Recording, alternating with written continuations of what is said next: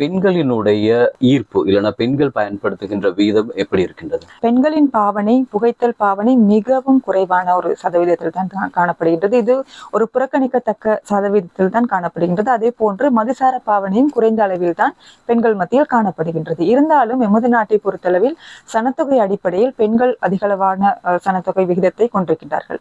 இருப்பினும் இந்த பாவனை விகிதம் குறைவு என்பதற்காக இவர்களை ஈர்த்து கொள்ள வேண்டும் என்பதற்காக இப்பொழுது யுவதிகள் மத்தியிலும் பல்வேறு விளம்பரங்கள் இடம்பெற்று வருகின்றது.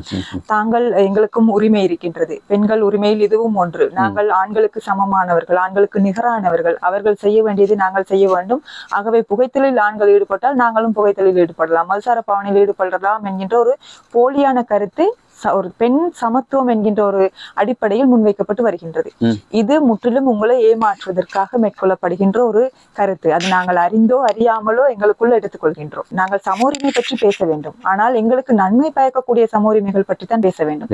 மாறாக அனைத்து விடயங்களிலுமே ஒரு பிரச்சனையை தோற்றுவிக்கக்கூடிய பொழுது ஆண்கள் மதுசார பாவனையில் ஈடுபடுகின்றார்கள், புகைத்தல் பாவனையில் ஈடுபடுகின்றார்கள். அவர்களுக்கு ஏதேனும் ஒரு நன்மை கிடைத்துள்ளதா?